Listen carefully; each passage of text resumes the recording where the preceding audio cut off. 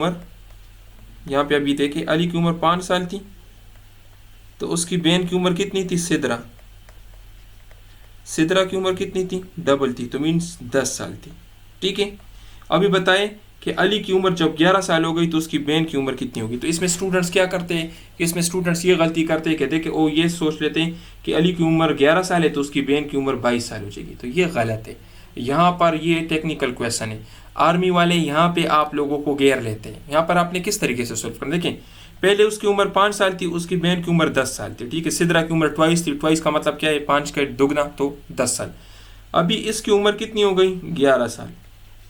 तो देखिए 5 से 11 तक पहुंचने में कितने साल लगे? 6 साल लगे। ठीक है, 6 साल लगे ना। तो अभी इसके साथ भी आप लोग 6 साल और जमा कर लें, तो जब आप इसके साथ 6 साल जमा कर लोगे तो 16 ईयर्स। ठीक है, तो सिदरा की एज कितनी हो जाएगी? 16 ईयर, नॉट 22 ईयर्स। अक्सर स्टूडेंट्स यही गलती कर लेते हैं, कौन यहाँ पे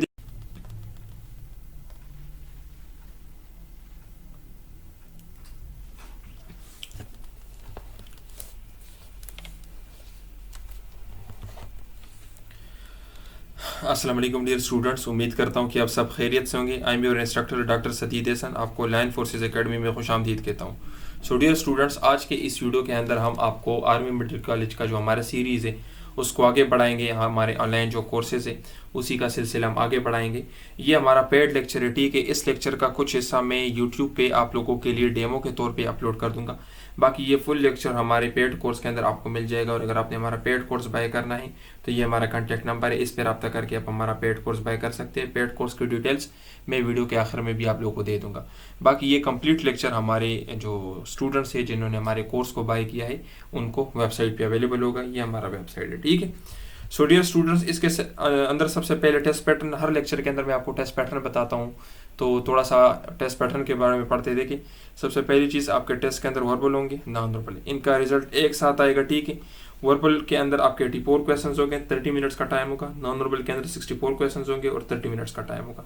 इन दोनों का रिजल्ट एक साथ आएगा और यहाँ पर 60% मार्क्स लेने लाजमी है। अगर आप 60% मार्क्स ले लेते हो तो आपका टेस्ट पास हो जाता है। ठीक है, जब ये टेस्ट आपका पास हो जाता है उसके बाद आपका एकेडमिक पोर्शन स्टार्ट हो जाता है। एकेडमिक के अंदर 50 क्वेश्चन होते हैं, 30 मिनट का टाइम होता है। जब ये टेस्ट भी आप लोग पास कर लेते हो, यहाँ पर आपके जो टेस्ट मार्क्स है वो 70% है। ठीक है, अगर आपके 70% मार्क्स हो तब आपका क्लियर होगा। फिर उसके बाद आपका पर्सनालिटी टेस्ट होता है। पर्सनालिटी टेस्ट के अंदर 150 क्वेश्चन होते हैं, स्टेटमेंट्स होते हैं और 30 मिनट्स का टाइम होता है। तो ये टोटल आप लोग का कंप्यूटर बेस्ड टेस्ट होता है। ठीक है, कंप्यूटर के ऊपर आप लोग का टेस्ट होता है।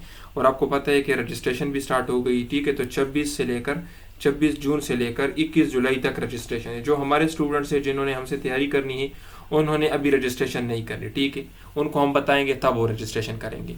बाकी जिन स्टूडेंट्स ने हमारे नोट्स या कोर्स को भी बाय करना है तो उन्होंने भी अभी रजिस्ट्रेशन नहीं करनी। हम आपको सेंटर भी बताएंगे कि कौन से सेंटर से अप्लाई करना है और हम आपको डेट भी बताएंगे। आप लोगों ने फिर उस डेट को उसी सेंटर से अप्लाई करना है। ठीक है, तो खुद से अप्लाई नहीं करनी, हम आपको तरीक़ेकार भी बताएंगे अप्लाई का।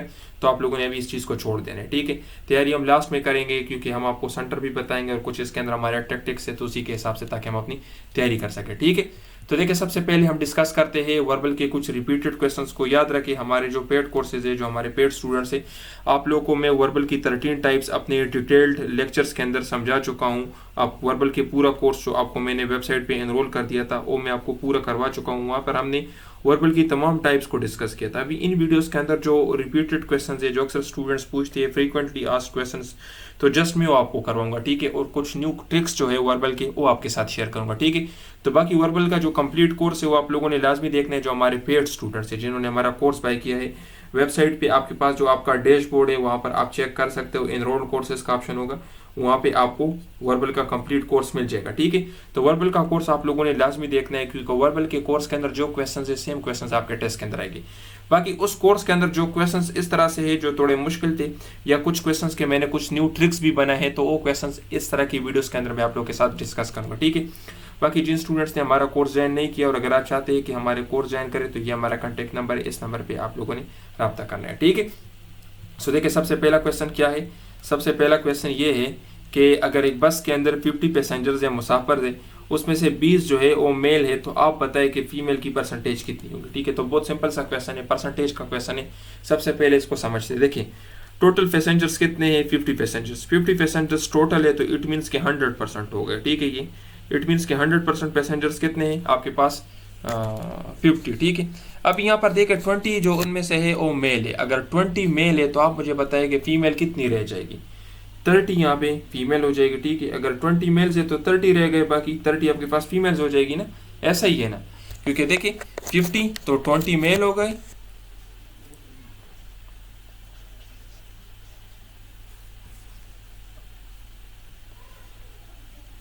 सो अभी देखिए डियर स्टूडेंट्स, देखिए डियर स्टूडेंट, सबसे पहला क्वेश्चन ये है कि अगर एक बस के अंदर 50 मुसाफिर है, उसमें से 20 जो है वो मेल है, तो आप बताएं फीमेल्स की परसेंटेज की, फीमेल्स उसमें से कितनी है, ठीक है। तो इसी सा क्वेश्चन है। सबसे पहले हमें ये दिया गया कि टोटल पैसेंजर्स कितने, 50। इट मीन्स कि 100% क्या है इसका, 100% पैसेंजर्स है ये, ठीक है। 50 टोटल तादाद है, तो टोटल का हम 100% कहते हैं। उसमें से 20 जो है ये आपके पास हो गया मेल्स। अगर 20 मेल है तो बाकी कितने रह गए, 30 रह गए, ठीक है। तो 30 आपके पास हो गई फीमेल्स। अभी हमने ये मालूम करना है कि ये 30 जो है ये आपके पास 50 का, ये 30 जो है सिर्फ 30, ठीक है, नॉट 30%। ये 30 जो है ये 50 का कितना परसेंट बनता है, ठीक है। तो ये चीज़ हमने मालूम करना है। तो देखिए सिंपल सा मैं आपको बताता हूँ, अगर आप लोगों ने 50 का 10% मालूम करना हो तो उसका सिंपल शॉर्टकट ट्रिक क्या है, आप सिंपली इस पॉइंट को यहाँ पे शिफ्ट करें तो ये आपके पास हो जाएगा 10%, ठीक है। तो 50 का आपके पास 10% कितना है, 10% आपके पास क्या है, 5, ठीक है। अगर 10% इसका 5 है तो आप मुझे बताएं कि 20% कितना हो जाएगा, 20% इसका कितना हो जाएगा, 10। अगर 20 ये है तो देखिए 30% कितना हो जाएगा, 15। फिर आप मुझे बताएं 40% कितना हो जाएगा, 20 इसका 40% हो जाएगा। तो देखिए यहाँ पे आप लोग चेक कर ले कि 20 आपके पास मेल है तो 20 आपके पास कितना परसेंट बनते हैं, 40%। इट मीन्स के 40% लोग आपके पास मेल है। अगर 40% मेल है तो बाकी कितने रह गए, 60%। इट मीन्स के 60% आपके पास फीमेल है, ठीक है। इस क्वेश्चन की समझ आ गई। देखें सबसे पहले हमें यह बताया गया कि 50 टोटल पैसेंजर्स है। 50 टोटल पैसेंजर्स का मतलब क्या है कि 100% ये लोग। फिर हमें मेल की तादाद दी गई है कि मेल इसमें से इतने हैं, और आप बताइए कि फीमेल्स उसमें से परसेंटेज बताए। तो 20 अगर हमारे पास मेल्स थे तो हमारे पास फीमेल्स कितनी थी, 30। मैंने यहाँ पे परसेंटेज मालूम किया 50 से अगर हमने 10% मालूम करना हो तो सिंपली 50 को इस तरह से भी लिखा जाता है ना, 50.0। तो मैंने इस पॉइंट को यहाँ पे शिफ्ट किया, ये 10% को मालूम करने का आसान तरीका है। तो 5 आ गया, 5 मेरे पास 10% है। तो अगर मैं आपको कहूँ कि 20% कितना हो जाएगा तो 10। अगर मैं आपको कहूँ कि 30% कितना हो जाएगा तो 15। अगर मैं आपको कहूँ कि 40% कितना हो जाएगा तो 20। तो यहाँ पर देखिए हमारे पास मेल्स कितने हैं, मेल्स हमारे पास है 20 है। तो 20 का मतलब क्या है कि 40%। तो अगर 40% आपके पास मेल्स है तो बाकी कितना रहेगा, 60%। तो 60% आपके पास कौन हो जाएंगे, 60% आपके पास फीमेल्स हो जाएगी, ठीक है। तो ये परसेंटेज रिलेटेड क्वेश्चन था। तो देखिए यहाँ पर मैंने सबसे पहला शॉर्टकट ट्रिक आपको क्या बताया कि 10% को मालूम करने का शॉर्टकट ट्रिक ये है कि आप लोगों ने पॉइंट को शिफ्ट करना है, ठीक है। पॉइंट को शिफ्ट करना है लेफ्ट की तरफ, ठीक है। पॉइंट को शिफ्ट करें लेफ्ट की तरफ। लेट सपोज अगर आपको 36 दिया गया और आपसे कोई पूछे कि इसका आप 10% मालूम करें तो सिंपली 3.6, ठीक है। अगर मैं आपको कहूँ कि आप 80 का 10% मालूम करें तो सिंपली पॉइंट को शिफ्ट करें तो 8, ठीक है। तो ये आपका शॉर्टकट ट्रिक हो गया। तो ये आपका सबसे पहला मोस्ट रिपीटेड क्वेश्चन है। दूसरा क्वेश्चन क्या है कि क्लास के अंदर टोटल 1500 स्टूडेंट्स है। 1500 स्टूडेंट्स इट मीन्स कि 100% कितने हो जाएंगे टोटल स्टूडेंट्स जो कि 1500 है। उनमें से 1200 जो है वो आपके पास प्रेजेंट है। आप लोग परसेंटेज मालूम करें प्रेजेंट स्टूडेंट की। तो देखें 1200 आपके पास प्रेजेंट है। अगर 1200 प्रेजेंट है तो एब्सेंट कितने हो जाएंगे, 300, ठीक है। तो हम प्रेजेंट की भी परसेंटेज मालूम करेंगे और एब्सेंट की भी परसेंटेज मालूम करेंगे, ठीक है। तो अब यहाँ पे इसको समझते देखें 1500 का सबसे पहले मैं मालूम करूंगा 10%। आप लोगों को मैंने तरीक़ेकार बताया था कि 1500 को हम इस तरह से भी लिख सकते हैं 1500.0। पॉइंट को यहाँ पर शिफ्ट करें तो 150 आपका कितना हो जाएगा, 10%, ठीक है। 150 आपका कितना हो जाएगा, 10%। अच्छा ठीक है। अगर 150 10% है तो 300 कितना हो जाएगा, 300 आपके पास हो जाएगा 20%, ठीक है। तो यहाँ पे देखें 300 स्टूडेंट्स एब्सेंट है। इट मीन्स कितने परसेंट स्टूडेंट एब्सेंट है, 20% स्टूडेंट आपके पास हो एब्सेंट है। अगर 20% स्टूडेंट एब्सेंट है तो प्रेजेंट कितने हो गए, 80% स्टूडेंट्स। तो अभी देखिए कितने आसानी से हमने इन क्वेश्चंस को सॉल्व किया।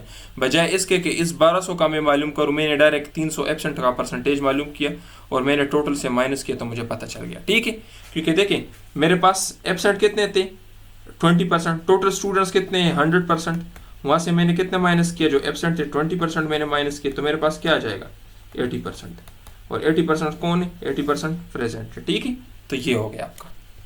बाकी देखें नेक्स्ट क्वेश्चन आपका क्या है कि अगर अली की जो देखें जब अली की उम्र 5 साल थी तो उसकी बहन की उम्र दुगना थी, ठीक है।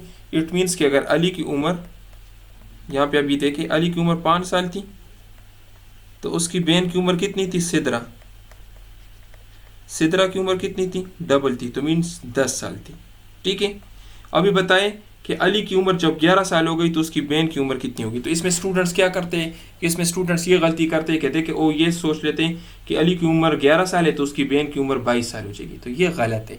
यहाँ पर ये टेक्निकल क्वेश्चन है, आर्मी वाले यहाँ पे आप लोगों को घेर लेते हैं। यहाँ पर आपने किस तरीके से सोल्व करना, देखें पहले उसकी उम्र 5 साल थी, उसकी बहन की उम्र 10 साल थी, ठीक है। सिदरा की उम्र 22 थी, 22 का मतलब क्या है, 5 का दुगना तो 10 साल। अभी इसकी उम्र कितनी हो गई, 11 साल। तो देखिए 5 से 11 तक पहुंचने में कितने साल लगे, 6 साल लगे, ठीक है, 6 साल लगे ना। तो अभी इसके साथ भी आप लोग 6 साल और जमा कर लें, तो जब आप इसके साथ 6 साल जमा कर लोगे तो 16 ईयर्स, ठीक है। तो सिदरा की एज कितनी हो जाएगी, 16 ईयर, नॉट 22 ईयर्स। अक्सर स्टूडेंट्स यही गलती कर लेते हैं, कहीं यहाँ पे देख लेते हैं कि अली की उम्र तो 11 साल है, तो चूंकि यहाँ पर 22 है तो इसलिए सिदरा की उम्र 22 हो जाएगी, तो 22 नहीं होगी, 16 ईयर्स होगी, ठीक है। ये क्वेश्चन था, ठीक है, और ये बहुत टेक्निकल क्वेश्चन है। स्टूडेंट जब इसको देख लेते तो यही कहते हैं कि ये तो हमें आता है, और फिर गलत कर लेते। और वहाँ पर आप लोग को गलत करने के लिए ऑप्शंस में 22 भी होगा, ठीक है। तो इसलिए इस चीज़ को समझे, इसका तरीक़ेकार ये है। देखिए सबसे पहले क्वेश्चन में क्या बताया कि अली की उम्र 5 साल है और सिदरा की उम्र डबल है, तो 5 का डबल कितना है, 10 ईयर्स। फिर बताया कि जब अली की उम्र 11 साल हो गई, तो देखिए 5 से 11 तक पहुंचने में कितने साल लगे, 6 साल। तो अभी आप बताएं कि सिदरा की उम्र कितनी होगी, तो देखें सिदरा की उम्र के साथ भी आप लोग 6 साल और जमा कर ले, तो 10 के साथ 6 जमा कर ले तो 16 साल हो जाएगा, ठीक है, 16 ईयर्स। समझ आ गई। अभी देखें यहाँ पर इस क्वेश्चन को देखें, क्वार्टर, ये एक इस क्वेश्चन का एक हिस्सा है, 110 ऑफ 90। तो आप लोग को मैंने शॉर्टकट ट्रिक बताया था कि आप लोग 110 का मतलब क्या है, 10%। 110 और 10% एक ही चीज़ है। 10% मालूम करने का शॉर्टकट ट्रिक मैंने आपको क्या बताया, 90 है तो इसको हम इस तरीके से भी लिख सकते हैं कि 90.0। अभी इसका हमने किस तरीके से मालूम करना है 10%, सिंपली आप इसको यहाँ पे शिफ्ट करें तो ये 9 आपके पास क्या है, 110 है, या आपके पास 10% ऑफ 90। अभी इसका क्वार्टर मालूम करना है, तो क्वार्टर के लिए हम क्या करेंगे, 1/4 मल्टीप्लाई बाय 9, ठीक है, ये आपका हो गया, ठीक है। इस तरह से आप इसको अभी कैलकुलेटर के ऊपर सॉल्व कर लें तो इससे आपका आंसर आ जाएगा तकरीबन कुछ 2 पॉइंट समथिंग आएगा, 2.12 या कुछ इस तरह से इसका आंसर आएगा। नॉर्मली ये क्वेश्चन जो है आपके इनिशियल टेस्ट में इस तरह से नहीं पूछा जाता। आपके इनिशियल टेस्ट में आपसे पूछा जाएगा कि 1/3, ठीक है, ये आपसे 1/3 ऑफ 1/10 ऑफ 90, ये क्वेश्चन इस तरीके से पूछा जाएगा, ठीक है। तो क्वार्टर कभी भी इसका नहीं पूछा जाता। इसका अभी तक मैंने जितना देखा, ये तो स्टूडेंट ने क्वेश्चन शेयर किया था तो ये मैंने सॉल्व किया है। तो आपके इनिशियल टेस्ट में 1/3 होगा, ठीक है, कभी भी क्वार्टर नहीं होगा। तो आपसे अगर ये पूछे तो देखिए आपने सबसे पहले क्या करना है, 1/10 ऑफ 90 हमने मालूम कर लिया, 9 आ गया, ठीक है। 1/10 ऑफ 90 सिंपली आप इस तरीके से भी मालूम कर सकते हो कि 1/10 मल्टीप्लाई बाई 90। तो देखिए ये 0 इसके साथ कट जाएगा, 9 1 9, तो आपके पास 9 आ जाएगा। इस तरीके से भी आप कर सकते हो, या डायरेक्ट मैंने आपको क्या बताया कि 110 का मतलब क्या है, 10%। तो 10% मालूम करने का मैंने आपको आसान ट्रिक बताया कि आप पॉइंट को शिफ्ट करें लेफ्ट की तरफ, तो 9 आ गया। अभी हमने इसका 1/3 मालूम करना है, तो देखिए हमारे पास इस तरह से हो जाएगा 1/3 मल्टीप्लाई बाई 9। तो देखिए 3 3 9, तो ये आपके पास आ जाएगा इसका आंसर 3। तो आपके इनिशियल टेस्ट में आपसे पूछा जाएगा कि 1/3 ऑफ 1/10 ऑफ 90, और एक दूसरा क्वेश्चन आपसे पूछा जाएगा कि क्वार्टर ऑफ 1/10 ऑफ 120। ये क्वेश्चन, ये 2 क्वेश्चन आपसे पूछे जाएंगे, ठीक है। अक्सर इस तरह 120 का क्वार्टर पूछा जाता है और 90 का 1/3। तो देखें सबसे पहले 120 का आप लोग 10% मालूम करें या 1/10 मालूम करें, बात एक ही है। किस तरीके से मालूम करना है आपको मैंने तरीक़ाकार बता दिया है। तो देखिए ये इसके साथ कट जाएगा, ये एक तरीका, या सिंपली आप इसको शिफ्ट करें तो आपके पास आ जाएगा 12, ठीक है। अभी इसका क्वार्टर मालूम करना है, क्वार्टर किसे कहते हैं, 1/4 को, तो इसके साथ 1/4 को मल्टीप्लाई करें तो 4 3 12, तो आपके पास इसका आंसर क्या आ जाएगा, 3। तो अगर आपसे पूछे कि क्वार्टर ऑफ 1/10 ऑफ 120, तो इसका आंसर क्या है, 3। अगर आपसे पूछे कि 1/3 ऑफ 1/10 ऑफ 90, तो इसका आंसर क्या है, 3, ठीक है। समझ आ गए, नहीं इसका आंसर देखिए क्या हो जाएगा, 4 3 12, ठीक है, और 3 3 9, समझ आ गई ना आपको। तो देखिए इस क्वेश्चन को सॉल्व करने के 2 स्टेप्स थे। सबसे पहला स्टेप क्या था, पहला स्टेप था आप लोगों ने 1/10 और 10% मालूम किया, ठीक है। फिर आप लोगों ने क्या किया, फिर आप लोगों ने उसका क्वार्टर अगर क्वार्टर पूछा गया तो क्वार्टर क्वार्टर कहते हैं 1/4, और 1/3 किसे कहते हैं 1/3। ये मालूम कर लिया, ठीक है। तो ये दो तरीके कार थे, ठीक है। तो ये क्वेश्चन भी बहुत इजी है, लेकिन अक्सर स्टूडेंट इसमें फंस जाते कभी। सो देखिए स्टूडेंट, सबसे पहले हम अभी इस क्वेश्चन को देखते हैं कि अगर हेलीकॉप्टर को 50 गैलन्स चाहिए 320 किलोमीटर डिस्टेंस ट्रेवल करने के लिए, तो आप बताएं कि 400 किलोमीटर डिस्टेंस ट्रेवल के लिए उसको कितने गैलन्स चाहिए होंगे। तो ये क्वेश्चन हमने सॉल्व करना था। देखिए सबसे पहले हमें क्वेश्चन में क्या बताया गया है कि 50 गैलन्स उसको चाहिए 320 किलोमीटर डिस्टेंस ट्रेवल करने के लिए, ठीक है। 320 किलोमीटर डिस्टेंस ट्रेवल करने के लिए। तो देखिए मैं ये भी कह सकता हूँ, अगर ये ज़ीरो इस ज़ीरो के साथ मैं काट लूँ तो मैं डायरेक्ट भी लिख सकता हूँ कि 5 गैलन्स उसको चाहिए कितने 32 किलोमीटर डिस्टेंस ट्रेवल करने के लिए, ठीक है। तो ये इस तरीके से भी हम लिख सकते हैं, ठीक है। बाकी अगर हम और इसको देखें तो मैं इस तरह से भी लिख सकता हूँ कि 2.5 गैलन्स उसको चाहिए 16 किलोमीटर डिस्टेंस ट्रेवल करने के लिए, ठीक है। या ठीक है, तो यहाँ तक हम आ गए। अब यहाँ पर आप देखें, अगर आप 320 प्लस 32 ये कर ले, ठीक है। 320 प्लस 32 प्लस 32 प्लस 16 कर ले, तो इससे आपके पास क्या आ जाएगा, ये यहाँ पर हम जमा कर लेते हैं। तो देखिए 32 प्लस 32 आपके पास क्या हो जाएगा 64, ठीक है। 64 प्लस 16 आपके पास क्या हो जाएगा, तो ये आपके पास हो जाएगा 80, ठीक है। तो 320 प्लस 80 आपके पास कितना हो जाएगा 400, ठीक है। तो इट मीन्स देखिए अभी यहाँ पे देखें, अभी हम यहाँ पे इसको ऐड करेंगे। अभी सबसे पहले मैंने देखे क्या किया यहाँ पर, तो देखिए डियर स्टूडेंट, इस क्वेश्चन में हमें ये दिया गया था कि अगर हेलीकॉप्टर को 50 गैलन्स चाहिए 320 किलोमीटर डिस्टेंस ट्रेवल करने के लिए, तो आप बताएं कि 400 किलोमीटर के लिए डिस्टेंस कितने गैलन्स चाहिए होंगे।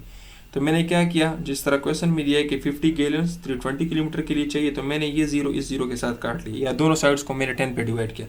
मेरे पास क्या गया 55 गैलन्स चाहिए 32 किलोमीटर डिस्टेंस ट्रेवल के लिए, इसको मैंने 2 पे डिवाइड किया तो 2.5 आ गया, इसको भी 2 पे डिवाइड किया तो 16 आ गया। इट मीन्स को 2.5 गैलन्स चाहिए 16 किलोमीटर डिस्टेंस ट्रेवल करने के लिए।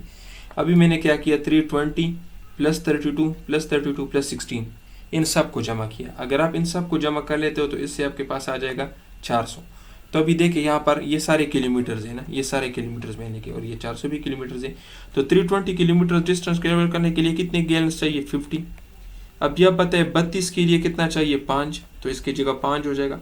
फिर 32 के लिए 5, 16 के लिए कितना चाहिए 2.5। तो देखें 50 जब 5 जमा कर लेते 55 और 5 जमा कर ले तो 60, और ये 2.5 जमा।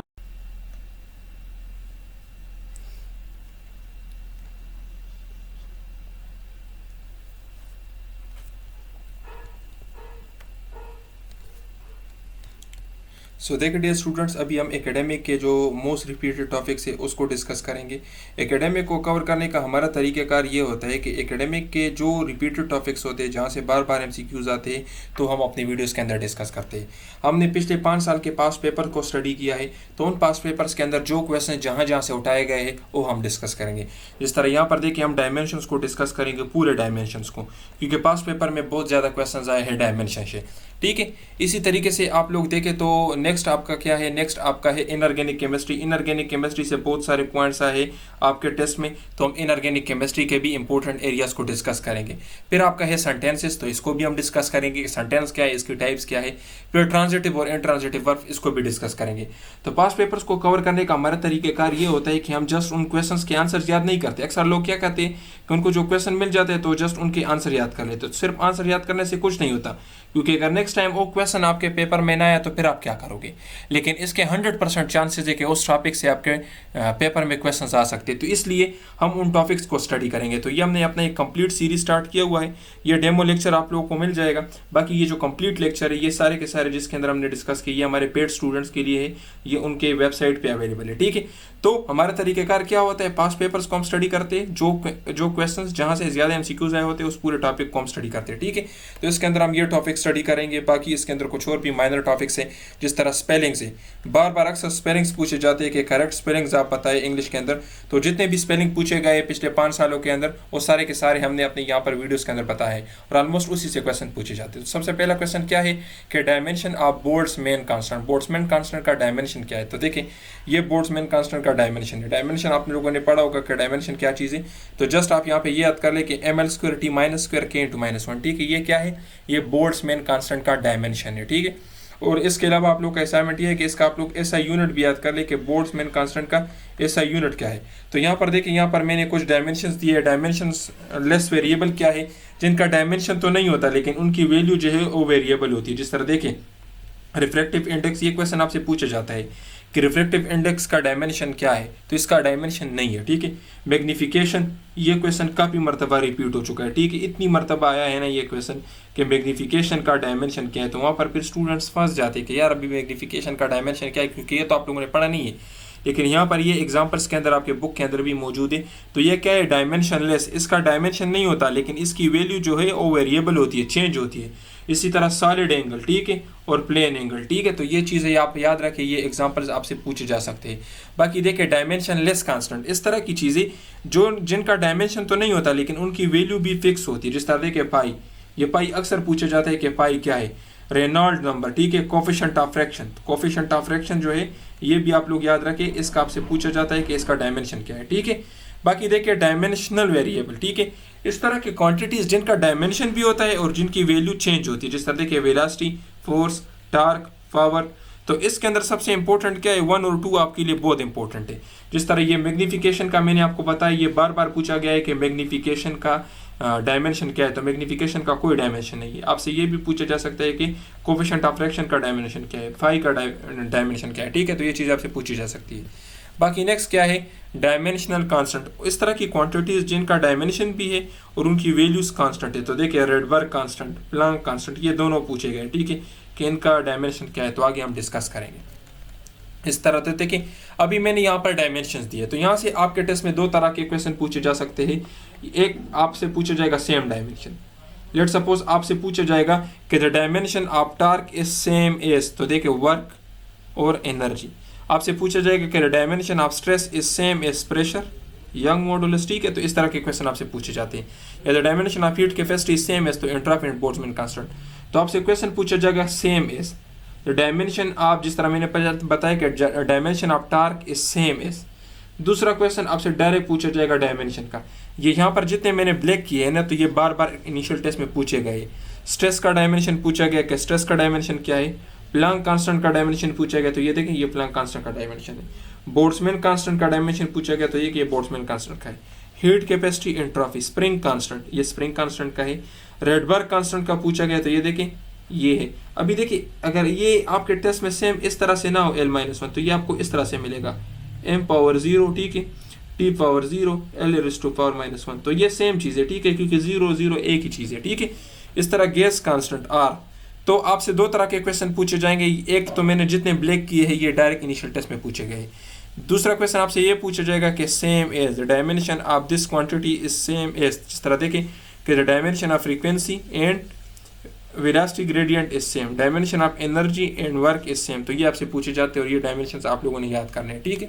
ये डायमेंशन आप याद कर ले, जो खासकर जो मैंने ब्लैक किए हैं ये बहुत इंपॉर्टेंट है। दूसरा क्वेश्चन देखिए, डायमेंशन ऑफ मैग्निफिकेशन। तो मैंने आपको क्या बताया कि ये डायमेंशनलेस वेरिएबल है। डायमेंशनलेस वेरिएबल किसे कहते हैं कि इसकी वैल्यू तो चेंज होती है लेकिन इसका कोई डायमेंशन नहीं है, ठीक है। ये डायमेंशनलेस वेरिएबल है, ठीक है। तो और ये क्या है? ये रेशो है, और याद रखिए रेशो का जो है तो कोई डायमेंशन नहीं होता, ठीक है। बाकी देखिए, मैग्निफिकेशन क्या है? ये रेशो है object distance to ratio of image distance to object distance, ठीक है। तो देखिए, दोनों डिस्टेंस ही है ना, ये भी डिस्टेंस है, ये भी डिस्टेंस है, तो डिस्टेंस डिस्टेंस के ऊपर डिवाइड हो जाएगी, इसलिए कोई डायमेंशन नहीं है, ठीक है। तो अभी देखिए, नेक्स्ट क्वेश्चन क्या है? Which one of the following catalyst is used in the polymerisation of polyethene. Polyethene के पॉलीमराइजेशन में कौन सा कैटलिस्ट यूज होता है, ठीक है। तो यहाँ पर इस तरह के एग्जांपल्स आपको दिए गए थे। तो याद रखिए, ये 2 जो आपको नजर आ रहा है, ट्राई इथाइल एल्यूमिनियम और टाइटेनियम टेट्राक्लोराइड, ये दोनों यूज होते हैं पॉलीमराइजेशन ऑफ पॉलीईथीन में, ठीक है। तो ये हो गए, ठीक है, ये आपके ऑप्शंस हो गए ये दोनों। तो ये देखिए, ये पॉलीमराइजेशन, यहाँ पर देखिए इथाइलिन आपको नजर आ रहा है और यहाँ पर पॉलीमराइजेशन क्या है, जब मोनोमर्स को हम कंबाइन करते हैं, बहुत सारे मोनोमर्स को, और उससे हम पॉलीमर्स बनाते हैं। जिस तरह देखिए यहाँ पर एक इथाइलिन है, यहाँ पर हमने बहुत सारी इथाइलिन ज्वाइन किए, तो पोली मीन्स मैनी इथाइलिन, तो इसको हम पॉली इथाइलिन कहते हैं। ठीक है, तो ये क्या है, ये पॉलीमराइजेशन है। पॉलीमराइजेशन में हम क्या करते हैं, मोनोमर्स को कंबाइन करते हैं पॉलीमर्स बनाने के लिए। ठीक है, और याद रखें इन दोनों के बनने से हमारे पास एक कैटेलिस्ट आता है जिसको क्या कहते हैं, जिगलर नाटा कैटेलिस्ट। तो अक्सर ये क्वेश्चन भी पूछा गया इनिशियल टेस्ट में कि जिगलर कैटेलिस्ट क्या है।